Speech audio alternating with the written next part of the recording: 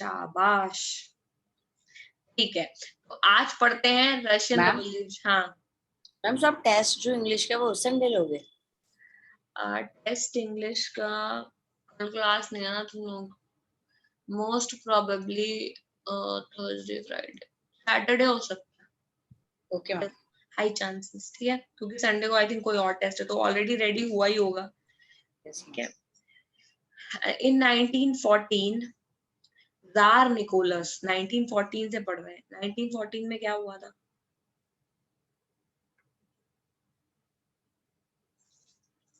World war one, world war one. कितने war हो चुके हैं वर्ल्ड लेवल पे? दो। ठीक है, कोई 200 तो नहीं समझ रहा है, 200-300 तो हो ही चुके होंगे। दो, एक 14 to 18, दूसरा 1939 to 45, ठीक है, दो वर्ल्ड वॉर हुए हैं। ये हिरोशिमा नागासाकी पे एटॉमिक बम कौन से वॉर में गिरा था? Ma'am second world war 2। Second world war. First world war की बात चल रही है। फर्स्ट वर्ल्ड वॉर के टाइम पे जार निकोलस सेकंड जो थे वो रशिया के रूलर थे। रशिया के बारे में अगर जाना जाए, अभी उस वक्त के रशिया को अगर देखा जाए तो आज के टाइम पे ये कंट्री यहाँ पर है, लातविया, लिथुआनिया, स्टोनिया, यहाँ ऊपर से फिनलैंड पड़ती है, ठीक है। उसके अलावा इधर पोलैंड पड़ता है, ऐसे इधर यूक्रेन यूक्रेन इधर पड़ता है, ठीक है। ये सारी कंट्रीज सबको उस समय मिली हुई थी इसमें, ठीक है। अभी तो ये कट गई हैं, रशिया टेक्निकली अब ऐसा सा कुछ ऐसा सा है, ठीक है। इधर वाली कंट्रीज कट के नई कंट्रीज बन गई है। उस समय की अगर बात की जाए तो ये सब भी रशिया का पार्ट हुआ करते थे, यानी बहुत बड़ी कंट्री थी, यानी पोलैंड भी उसके अंदर आता था, लातविया, फिनलैंड, यूक्रेन, ये इधर वाली कंट्रीज के नाम बता रही हूँ, ये सब उसका पार्ट थे। ये तो ज्योग्राफी की बात हो गई कि कहाँ तक एक्सटेंड करता था। फिर अगली बात ये है कि जो कैसे लोग रहते थे, मेजोरिटी जो कल्चर था रशिया में वो ऑर्थोडॉक्स था। ऑर्थोडॉक्स समझ, कंजर्वेटिव, सेम होता ऑलमोस्ट। ऑर्थोडॉक्स लोग जो पुरानी विचारधारा में बिलीव करते हैं वो चेंज को बर्दाश्त नहीं कर पाएंगे, और लिबरल्स चेंज को बर्दाश्त कर लेते हैं। ऑर्थोडॉक्स क्रिश्चियन और ऑर्थोडॉक्स हिंदू, सारे ही ऑर्थोडॉक्स लगभग सेम तरह से सोचते हैं, कोई भी रिलीजन हो। फॉर एग्जाम्पल ऑर्थोडॉक्स हिंदू किस तरह की बातें करते हैं, छुओ मत, छूत हो, पोल्यूशन की बात करते हैं, अपर क्लास छोटे क्लास के साथ खाना नहीं खाते थे, उनकी थाली में नहीं खाते थे, पास में नहीं बैठाते थे। सेम चीज क्रिश्चियनिटी में भी होती थी, वो भी पॉल्यूशन में बिलीव करते थे। वो जो लोग ऑर्थोडॉक्स क्रिश्चियनिटी थे वो एक पर्टिकुलर रेस, पर्टिकुलर कल्चर को बहुत प्योर मानते थे। बाहर से कोई आता था तो इतना ज्यादा लिबरल नहीं थे, वो तो एक्सेप्ट नहीं कर पाते थे बाकी लोग, अपने आप को हाई क्लास मानते थे। और ये लोग ग्रीक ऑर्थोडॉक्स चर्च को फॉलो करते थे, ठीक है। लेकिन ऐसा नहीं कि यहाँ पर केवल क्रिश्चियंस ही रहते थे। क्रिश्चियंस दो तरह के होते हैं, कैथोलिक, प्रोटेस्टेंट, दोनों ही रहते थे। उसके अलावा मुस्लिम भी रहते थे और बुद्धिस्ट भी रहते थे, ठीक है। लेकिन पूरी की पूरी सोसाइटी ऑर्थोडॉक्स, लिबरल नहीं है, ठीक है। ये सोचेगा कि रशिया लिबरल है, नहीं, लिबरल होता तो रेवोल्यूशन की जरूरत ही क्या थी, ठीक है। अगला है इकोनॉमिक और सोसाइटी, तो दो चीज पढ़ ली, ज्योग्राफी यानी रशिया पहले कौन कौन सी कंट्री से मिलकर बना था, फिर दूसरा उनके बारे में जान लिया कि कौन सा रिलीजन था। अब थोड़ा जानते हैं कि रशिया के लोग करते क्या थे। इकोनॉमी का मतलब क्या होता है? पैसा नहीं, इकोनॉमी का मतलब होता है काम, क्या कर रहे हैं। तो 85% लोग रशिया में क्या करते थे? एग्रीकल्चर। इंडिया में भी 85% लोग एग्रीकल्चर करते थे आजादी से पहले। आजकल कितने लोग एग्रीकल्चर कर रहे हैं? 160। ऑलमोस्ट 50। अब थोड़ा हम लोग बढ़ा के कम कर देते हैं, बेइज्जती हो जाती है, बार बार 60 बोलेंगे, कितने सालों से 60 बोल रहे, अब 50 बोलो, ठीक है। ऑलमोस्ट 50% लोग इंडिया में आज भी एग्रीकल्चर करते हैं। 60 भी करेक्ट होगा क्योंकि किसी को क्लियर पता नहीं है। 2011 के बाद से तो अब जनगणना ही नहीं हुई, 2021 में होनी थी, कोरोना में नहीं हो पाई, पता नहीं कब होगी, कुछ नहीं पता कौन क्या कर। ऑलमोस्ट 50-60% लोग एग्रीकल्चर, अभी उस वक्त 85% लोग एग्रीकल्चर कर रहे हैं, यानी हर 100 आदमी में 85 लोग तो एग्रीकल्चर पर डिपेंडेंट, ठीक है। ऑलमोस्ट यूरोप में जितनी बाकी कंट्री है, चाहे वो जर्मनी है, चाहे वो फ्रांस है, उन सबसे ज्यादा लोग इस कंट्री में एग्रीकल्चर कर रहे थे। यानी बाकी कंट्रीज जैसे ब्रिटेन हो गई, जर्मनी हो गई, वहां पर नंबर ऑफ इंडस्ट्रीज भी ज्यादा थी, समझ, इतने ज्यादा लोग खेती नहीं करते थे। लेकिन ये वाली जो सोसाइटी है रशिया की, ये एग्रीकल्चरल ज्यादा लग रही, कुछ इंडिया से मैच नहीं कर रही। इतने सारे लोग तो उस जमाने में इंडिया में एग्रीकल्चर करते थे 1914 में। ये सोसाइटी एक्चुअली एक तरह की एग्रीकल्चरल सोसाइटी थी, इसको इंडस्ट्रियल सोसाइटी नहीं कहा जा सकता, ठीक है। जैसे फ्रांस और जर्मनी में लगभग 40% और 50% की जो पॉपुलेशन थी वो करती थी खेती का काम, लेकिन वही परसेंटेज रशिया में 85% है। यानी यहाँ के लोग केवल खेती करते हैं, इसीलिए ये लोग पुरानी विचारधारा में बिलीव करते हैं, यानी पुरानी टाइप की सोसाइटी है, ठीक है। क्या होता था, कल्टीवेटर्स मार्केट के लिए प्रोड्यूस करते थे, अपने खुद के लिए भी प्रोड्यूस करते थे, जैसे इंडिया में होता था, खेती करते थे, खुद के खाने के लिए रख लेते थे, और बचा हुआ सामान वो एक्सपोर्ट करते थे। तो क्या एक्सपोर्ट करेंगे? ग्रेन, क्योंकि वही उगाते हैं। 85% लोग खेती कर रहे हैं तो उनके यहाँ ग्रेन ही तो है, तो ग्रेन को एक्सपोर्ट करके पैसा वैसा कमाते थे, ठीक है। Industries was found in pockets, यानी बहुत कम जगह इंडस्ट्रीज पाई जाती थी। ये क्वेश्चन नंबर 1 है, सोशल, इकोनॉमिक और पॉलिटिकल सिचुएशन इन रशिया। सारे पार्ट्स बता रही हूँ, खुद करना है, तो 2 पॉइंट बता दिए। सोशल क्या बताया, इकोनॉमिक क्या बताया। 85% लोग जो है रशिया में वो एग्रीकल्चर कर रहे थे, ठीक है। Russia major exporter of grain था।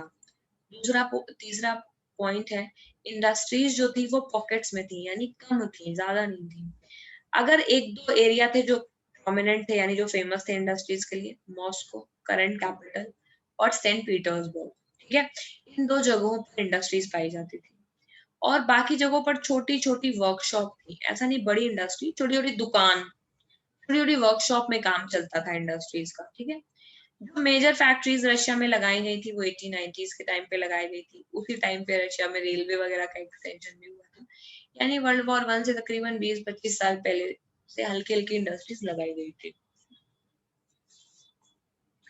धीरे धीरे इंडस्ट्रीज इंक्रीज हुई, कोल प्रोडक्शन बढ़ा, डबल हो गया रशिया में। आयरन एंड स्टील का जो आउटपुट था वो ऑलमोस्ट 4 गुना हो गया, क्वाड्रुपल 4 टाइम्स हो गया। 1900 तक आते आते कुछ एरियाज में फैक्ट्री वर्कर और क्राफ्टमैन जो थे वो ऑलमोस्ट इक्वल हो गए थे, समझ गए। यानी कुछ एरियाज थे जो थोड़े डेवलप हो गए थे 1900 तक आते आते। हमें तो अभी 14 इयर्स का और पढ़ना है, क्योंकि हमें 14 तक जाना है पढ़ते पढ़ते। ये हम 1890s का रशिया पढ़ रहे हैं ना, 1890s है कि नहीं। अभी आगे करते हैं और क्या होता जाता है। फिर क्या होता है, फिर क्या था कि रशिया में जो मोस्टली इंडस्ट्रीज थी वो प्राइवेट थी, यानी इंडस्ट्रियलिस्ट उनको ओन करते थे।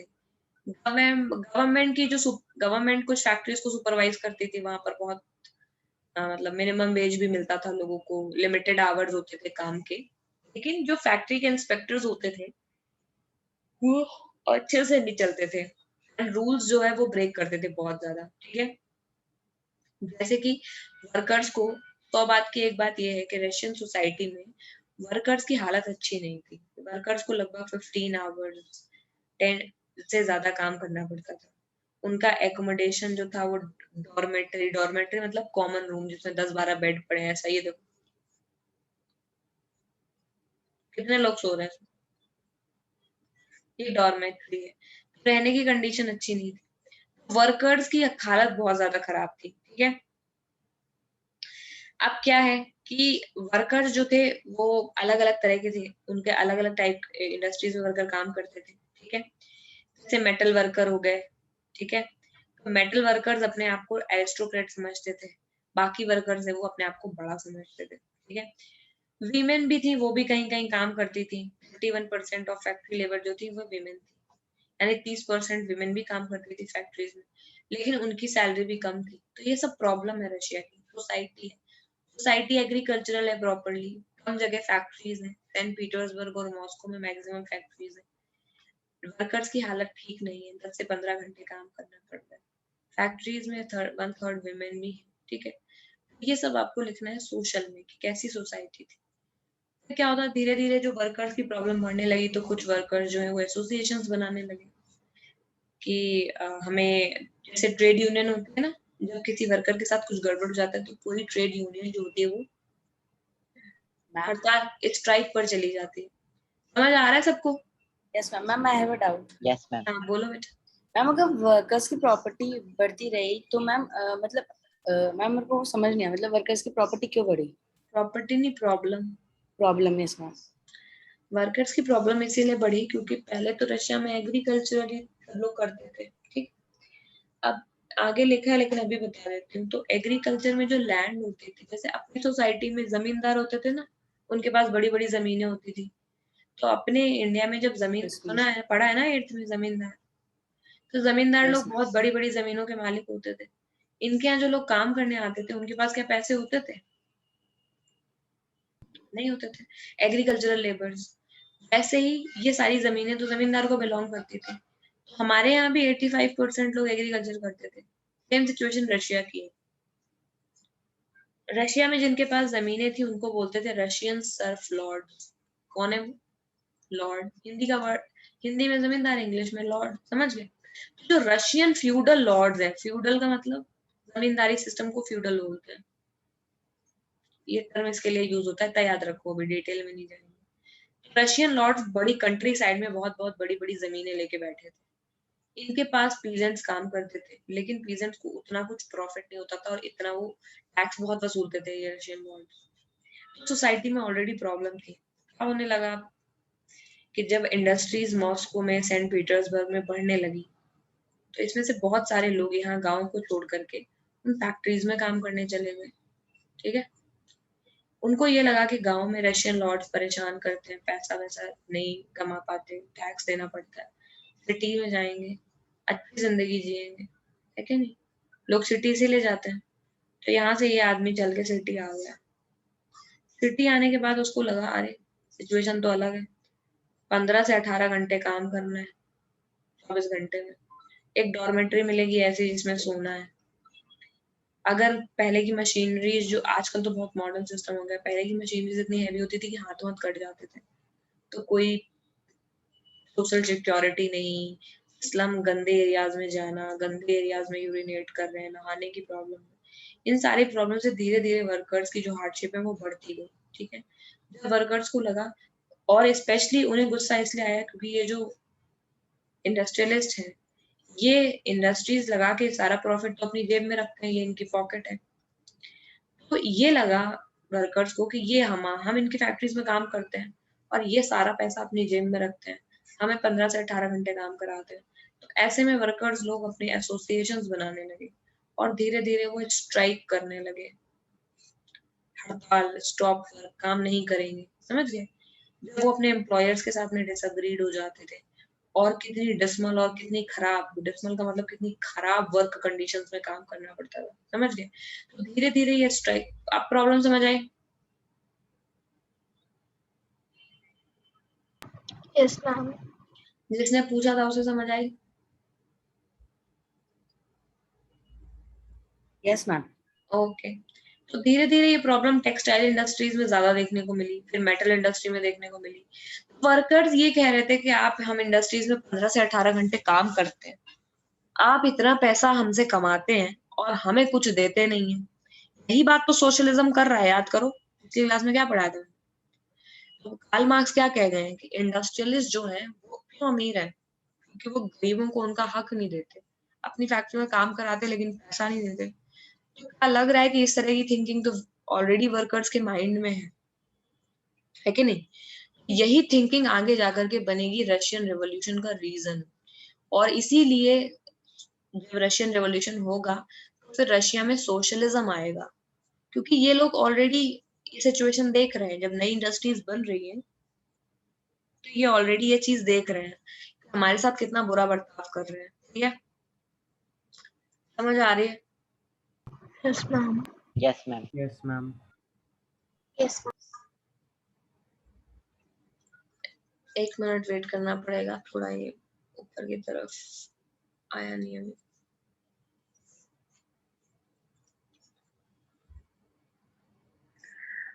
या ओके, सो ठीक है। अब कंट्री साइड की बात मैंने ऑलरेडी तुम लोगों को बता दी, कंट्री साइड में क्या चल रहा था।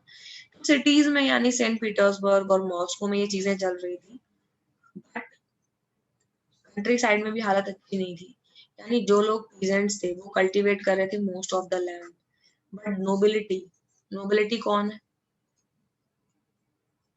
लॉर्ड्स, क्राउन यानी किंग और ऑर्थोडॉक्स चर्च, ये सारे लोग ओन करते थे लार्ज प्रॉपर्टीज को, यानी मैक्सिमम प्रॉपर्टीज इन्हीं के पास थी। वर्कर्स की तरह पीजेंट्स भी डिवाइडेड थे, ठीक है? यानी उनको भी दूसरी जगहों पर काम करना पड़ता था, ठीक है।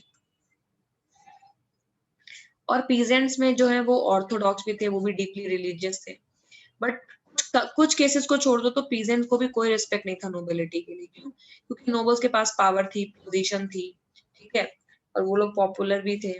और रशिया के पीजेंट्स थे, वो ये चाहते थे, wanted the land of the nobles to be given to them. Russia के जो पीजेंट्स थे वो ये चाहते थे कि ये हमसे इतना काम अपने खेतों में करवाते हैं, रशियन लॉर्ड्स जो हैं, तो इन्हें अपनी जमीनें किसे देनी चाहिए? हमें। जिस तरह से वर्कर्स को लग रहा है कि हम फैक्ट्रीज में काम करते हैं तो प्रॉफिट में हमारा शेयर है, तो हम भी ओनर होने चाहिए फैक्ट्री के। हम इतनी गंदी कंडीशंस में रहते हैं और ओनर इतना पैसा कमाते हैं। At the same time peasants ये सोच रहे हैं कि हम लॉर्ड्स की खेती में हम खेती करते हैं, हम क्रॉप उगाते हैं, बट ये प्रॉफिट रखते हैं। तो वो ये चाहते थे कि नोबल्स की जितनी भी लैंड है वो उन्हें मिलनी चाहिए। वो फ्रीक्वेंटली बहुत बार ऐसा होता था कि वो टैक्स पे करने से मना कर देते थे, लैंडलॉर्ड को मर्डर वर्डर भी कर देते थे, ठीक है। तो ये चीज 1902 में बहुत ज्यादा लार्ज स्केल में देखने को मिली साउथ रशिया में, समझ गए। ऑल ओवर रशिया में, साउथ रशिया में तो specially, but all over Russia में भी इस तरह के इंसिडेंट्स होते रहते थे, समझ गए। तो अब समझ आ गया कि रशिया में क्या चल रहा है। इकोनॉमिक, सोशल और पॉलिटिकल लिख लोगे। पॉलिटिकल तो ये है कि रशिया में किंग है, किंग का नाम क्या है? Tsar Nicholas.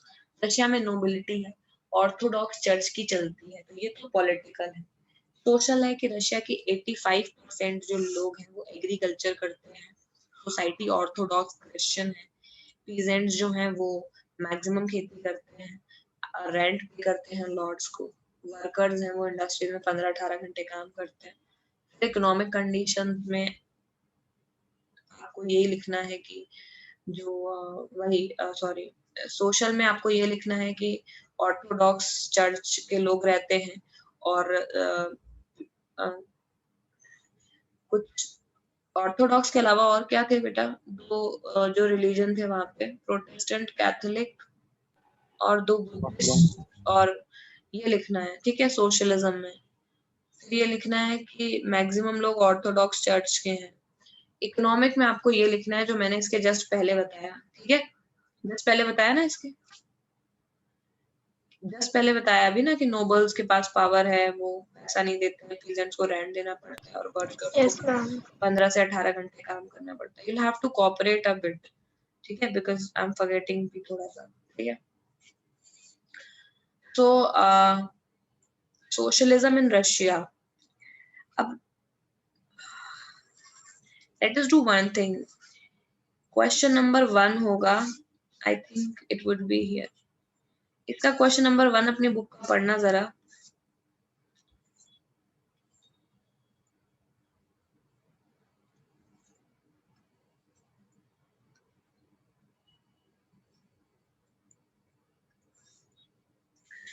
NCERT question number 1 है ना, describe the social political economic conditions in Russia.